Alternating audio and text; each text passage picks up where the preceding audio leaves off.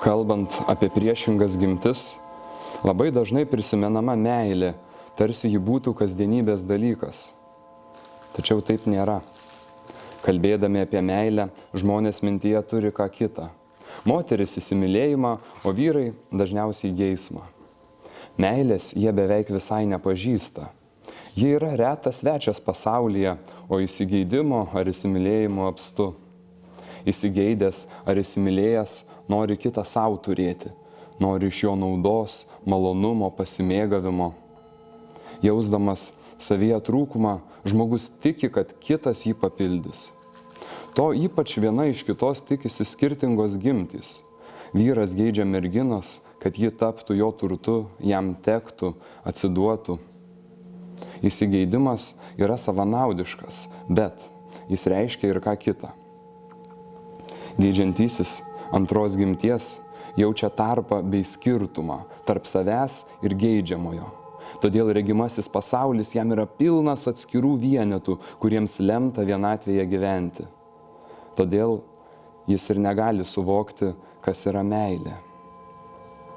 Tie, kas tikrai myli, vienas iš kito nieko nenori ir nelaukia. Tesirūpina tik tuo, kaip jam ar jai savo meilę parodyti. Meilė savo nieko nereikalauja, o tik dalina, ką ji turi, nes mylinčiajam lengviau meilę teikti, bet ne jos norėti. Todėl meilė nepavydi. Kas tikrai myli, nepažįsta nepasitikėjimo. Jis myli taip pat, nepaisant to, kaip mylimoji ir mylintysis į tai atsiliepia. Yra toks gyvenimo dėsnis. Tikroji meilė ir kitame pažadina tokią meilę. Norint žinoti, kas ji yra, reikia pažvelgti į esaties gelmes, reikia žmogų pamatyti, kaip jis juose glūdi ir kokiuose santykiuose jis gyvena su visu tuo, kas esti. Meilė kyla iš žmogaus branduolio. Nepažindamas savęs, žmogus nežino ir kas yra tikroji meilė.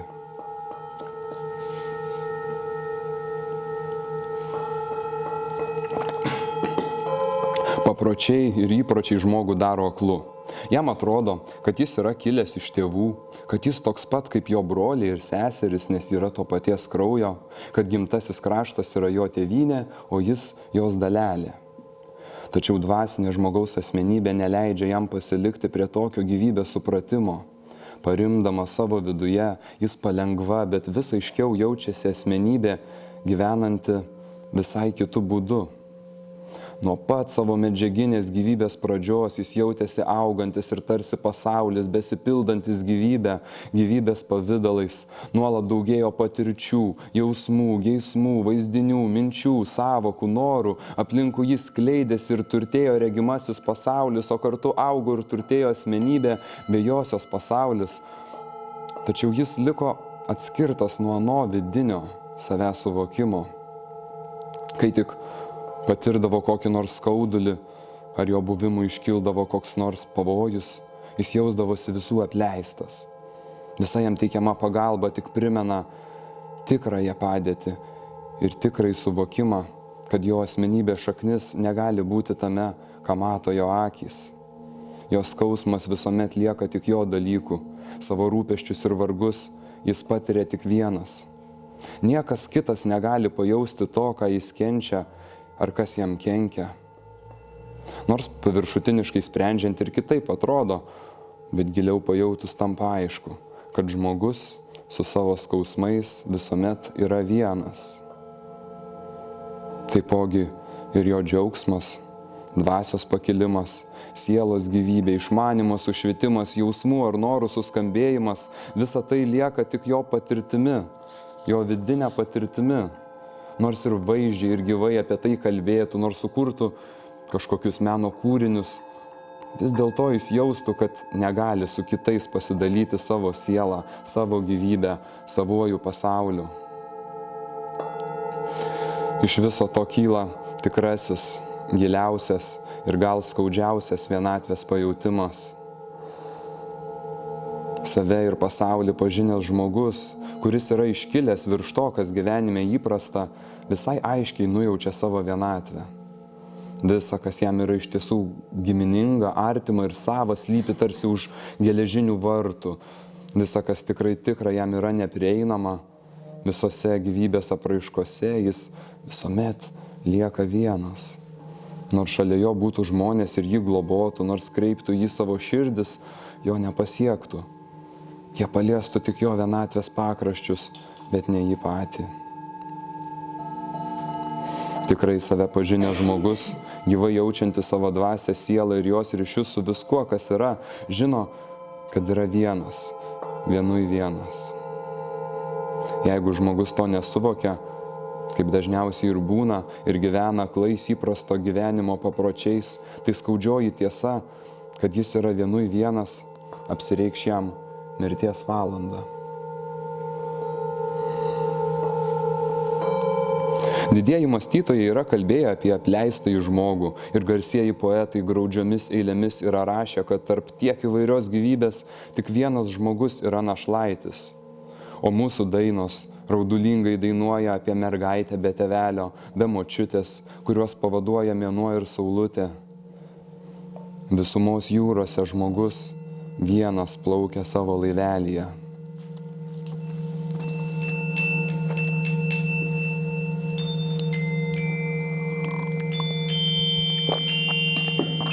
Vis dėlto žmogus turi savo ištakas, kažkur yra jo asmenybės šaknis, jo tikrasis aš negali būti iš niekur atsiradęs.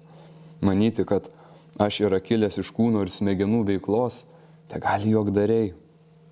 Tas aš tikrai ir skaudžiai jaučia savo vienišumą, nors jo kūnas ir smagiai leistų laiką. Žmogaus aš, tai yra jo dvasia siela, ta esaties dalis, kurioje vienintelėje su pilnu žinojimu ir šviesia sąmonė gyventi galima. Tik šią galimybę reikia paversti tikrovę, o tam geriausiai tinka, kaip jau sakyta, gyvenimas. Tam kūrybos galia ir skyrė dvi gimtis, dvi žmogaus gimtis. Iš žmogaus vienatvės randasi ilgesys to, kas galėtų pašalinti jo vienišumą. Šis ilgesys negali kilti iš kūno. Kūnas gali tik glaustis prie kito kūno. Nekyla jis ir iš žmogaus geismingumo. Geismingumui tai nereikalinga, nes jis nori tik tai dirginimo ir taip labiau pajausti savo gyvybingumą. To ilgesio šaltinis nėra ir mintis, kurios be tvangos plaukia per žmogaus sąmonę ir jungiasi tarpusavyje. Niekuomet neišnyksta jų srovė. Vien tik žmogaus siela neturi sau lygaus. Todėl žmogaus ilgesys yra jo sielos ypatinga ypatybė. Tačiau, kadangi dvasia siela yra susijusi su minčių, geismų ir kūno gyvybėmis, tai ir iš jų reiškiasi ilgesys. Todėl kūnas nori glaustis prie kito kūno, jausdamas kito, jam panašaus kūno gyvumą, kvapą, šilumą ir vėsumą, magnetinės jėgas. Žmogus nurimsta. Iš šio gilaus ilgesio randasi abiejų gimčių, vyro ir moters trauka. Šis ilgesys yra giliausias žmogaus savęs pajautimas. Kiek žmogus išlieka giliausiame pasijautime, tiek pirmosios vyro ir moters meilės laikas yra ypatingai šventas. Abi sielos, dar nepermirkusios kūno ir geismų norais bei troškimais, bet tarsi staiga nušviestos jaučia tą dvasinę gyvybę, kuri yra mūsų visų tėvynė. Šį pajautimą beveik galima vadinti meilę, tuomet išnyksta apleidimo jausmas. Žmogus yra sutikęs kitą visumos gelmių apraišką ir iš jos girdi nuolatinę gaidą, skelbiančią, kad nėra apleidimo, nėra vienatvės, kad yra vienybė, kad abu esame spinduliu vienos žvaigždės. Tada visas gyvenimas yra skambus vienos gyvybės apsireiškimas, amžinybės dvelksmas apgaubia mylinčius, pražysta visą žmogaus asmuo ir krykštauja jo galios, kvepia minčių dvasia, džiugina jausmai, o kūnas spindi malonumu. Ir kas galėtų įminti už viso to glūdinti slėpinį? Visas pasaulis atrodo kitoks, tarsi pripildytas grožės ir malonės. Tai tiesiog nenusakoma. Daug mąstytojų kalbėjo apie grožę, tačiau kas ji yra? Patyrusieji pirmąją meilę tai žino, kas yra grožį.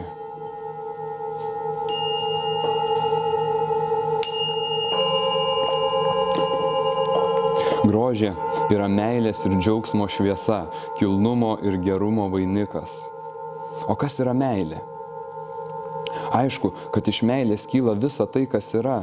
Ji yra visa ko pradžia. Meilė yra patsai kūrėjas. Dievas yra meilė, byloja šventraščiai, o išmintingieji sako, kad meilė yra vienybė sąmonė. Tik reikia gerai tą vienybę suprasti. Vienybė pirmiausia turi būti jaučiama su tuo, iš kurio žmogaus asmenybės esmė, siela yra kilusi, su tuo, kas yra žmogaus tėvynė.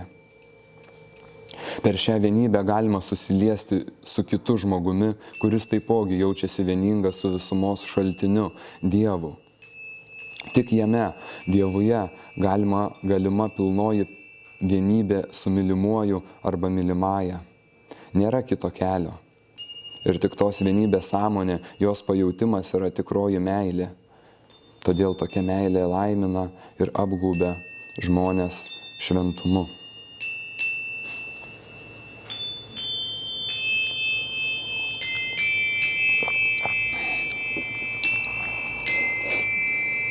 Pirmoji skaisti meilė nepamirštama. Ta nepaprasta patirtis įsimenama visam gyvenimui. Tik tokia meilė neilgai tetrunka.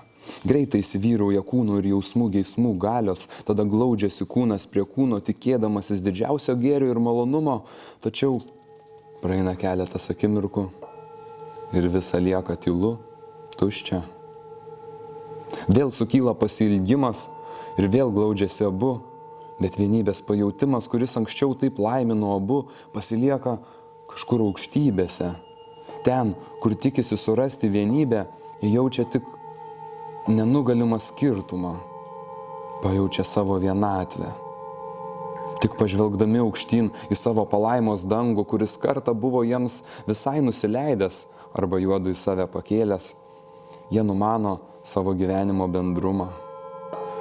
Palengva nyksta buvęs šventumas, dingsta ir jų dviejų grožė, bet ar gali būti, kad tai, ką jiedu patyrė, buvo tik sapnas?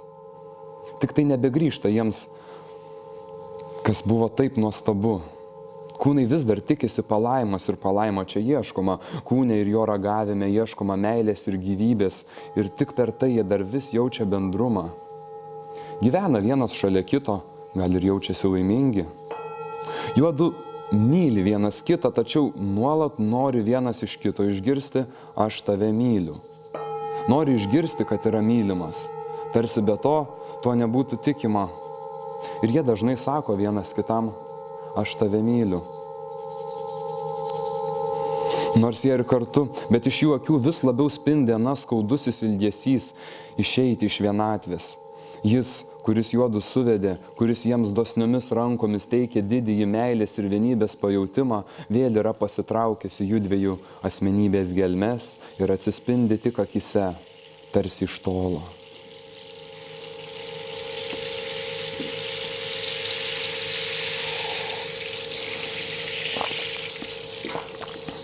Vis dėlto jų gyvenimas yra laimingas. Gimsta jiems vaikai, vienas, antras, ir kaskart rodosi, tarsi vėl atsivertų dangus, tarsi įžengtų jų bendrumą nauja vienybės apraiška.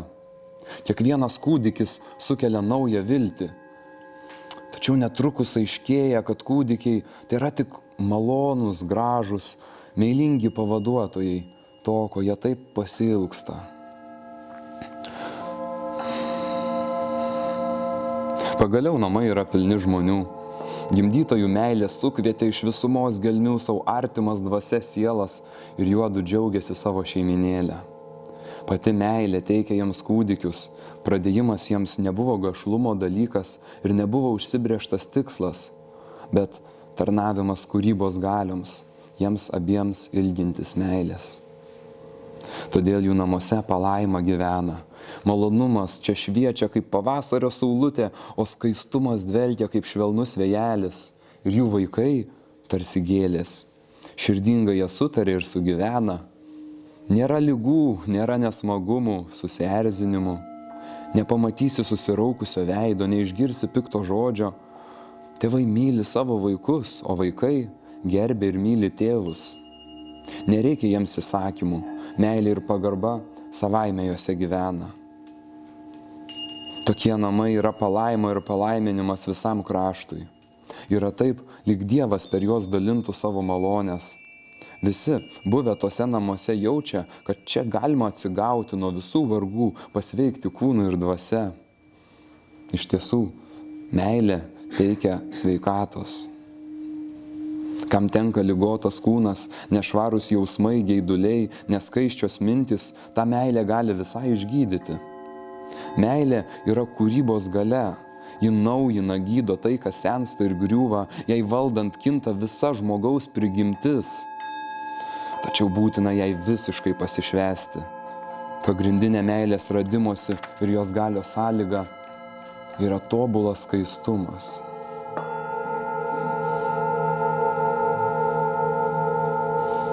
Kuo labiau žmogus skaistėja, tuo daugiau meilė jame apsigyvena ir sveikina jį, jo jausmus ir visą prigimtį. Meilė yra tikriausias gyvybės eleksyras. Tas, kurio gyvenime vyrauja meilė, nusimeta iš tėvų gautą blogąjį paveldą. Tam prasideda naujas amžius, naujas ir gyvenimas. Mūsų dienų žmonėms tai aukštas siekis ir minėti namai, kuriuose širdingumas laiko visus savo globoje ir kuriuose dora šviečia iš visų pašalių, yra tikra retenybė.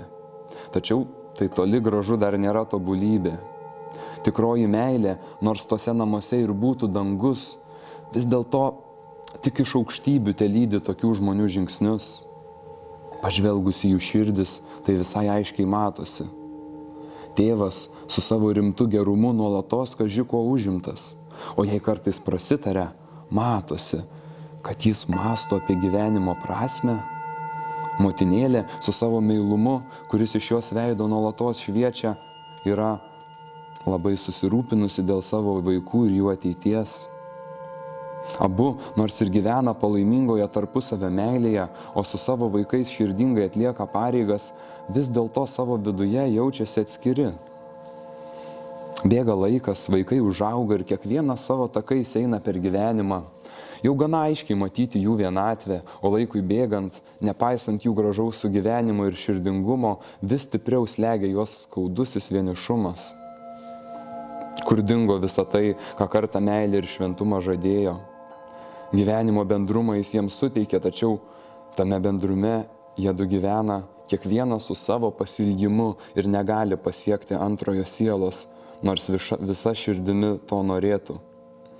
Nors kartu dirba, džiaugiasi ir liūdi, kartu praleidžia dienas, naktis ir visą amžių.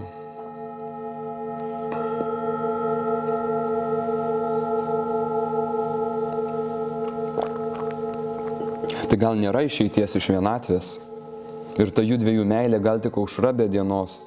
Gal gimčių trauka tik apgavo žmonės ir privertė juos tarnauti savo tikslams? Gal nėra antrojo gimties uždavinio? Suseidamas su kita gimtimi, pradėdamas ir gimdydamas naują gyvybę, žmogus tik įsivelia į tamprius tarpusavio santykius ir kartais labai skaudžiai jaučia, kad gyvena pančiuose, kurie giliai pjauna jo širdį ir laiko vienatvėje kaip kalinį. Ir tai yra tiesa. Bet žiūrint į žmonės matosi, kad kiekvienas žmogus, kiekviena šeima yra kitokia. Ir gyvena skirtingose lygiuose, kurie kartais labai skiriasi. Minėtoji šeima yra labai aukštai iškilusi virš to, kas apie gimtis šiandien yra kalbama. Labai nelygus yra žmonės ir jų žmoniškumo laipsniai, dėl to galėtume kaltinti pasaulio kūrėją. Tačiau pasaulis nėra užbaigtas, bet gyvas vyksmas, kurio sąmoningumas vis giedrėja. O tame vyksme žmogus ypatingų būdų dalyvauja.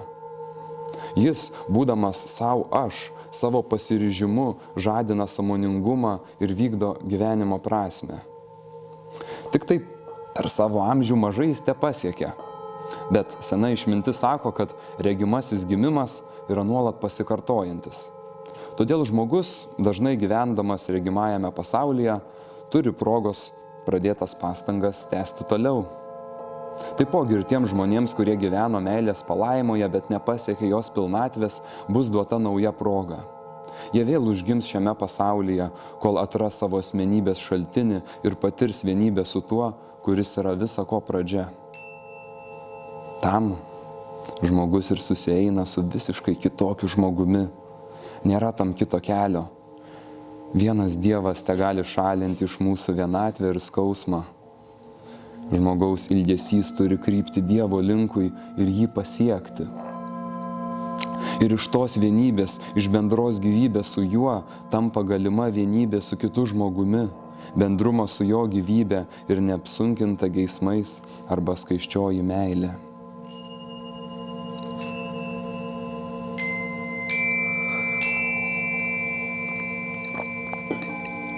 O tam yra skirta gimtis. Ji yra pagrindinė žmogaus pažangos sąlyga. Be gimčių nebūtų regimojo žmogaus, nebūtų be jos žmoniškumo, nebūtų pasaulyje meilės. Pirmasis meilės žybsnis ištinka susitikus abiems gimtims. Reikėtų meilę auginti ir taip daryti verčia žmogų gimtis. Be jos neužgimtų regimajame žmoguje žinojimas, kad jo dvasios sielos tėvynė yra meilės ir šviesos pasaulis. Nors gimtis labai dažnai suklaidina žmogų, bet vis dėlto sužadina žmoguje meilės galią ir pagaliau stojasi iš visų prigimties ūkų ir tamsybių patsai žmogus, meilės pasaulio gyventojas. Tolimas yra šis augimo kelias. Kūno žmogus gyvena šalia kitų, mažai iš kitų telaukdamas ir mažai jiems teikdamas. Geismingasis žmogus nuolat reikalauja iš kito gyvybės į pajautimo sužadinimu. Minčių žmogus nori visiems savo supratimą primesti ir visus juos pavergti. Bet meilės žmogus yra ir virš viso to iškilęs. Jis žino, kad kiekvienas asmuo tik savo keliu gali pasiekti palaimą ir pilnatvišką būtį. Todėl jis visą savo amžių skiria tam uždaviniui. Meilės žmogus yra iškilęs iš gimties valdžios. Gimtis tai yra tik kūrybos priemonė, bet ne tikslas ir todėl jos reikšmė laikina. Žmogaus esmė, jo dvasia siela yra virš visų gimties skirtumų. Tobulasis žmogus visuomet yra šviesaus žmoniškumo apraiška šiame pasaulyje, dieviškos meilės laidininkas viskam, kas yra žemėje.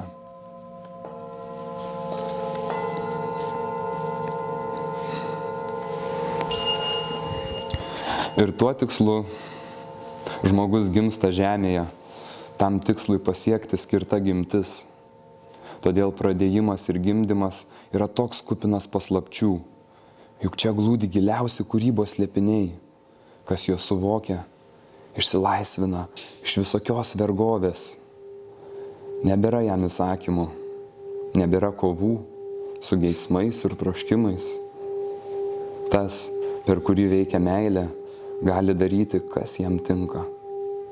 Nebelinksta jis į niekus, te daro vien tai, kas žmoniška. Nes tas, kuris pasilieka meilėje, yra gyvas Dievuje.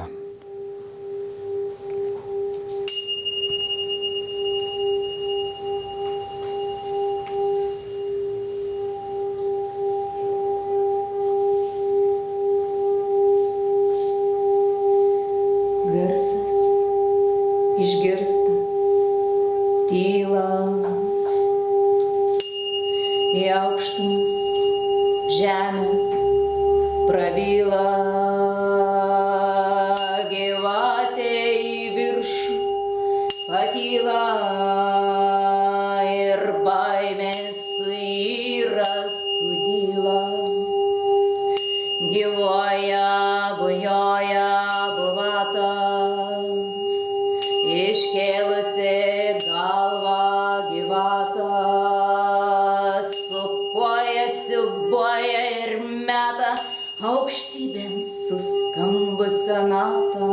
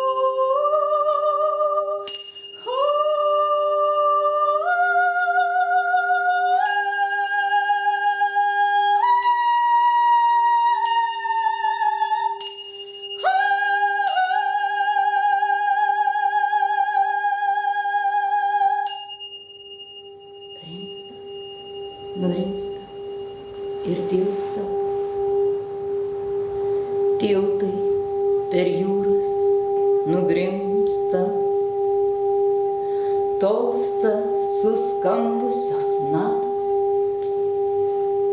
vien tik šviesa dabar matos, tolsta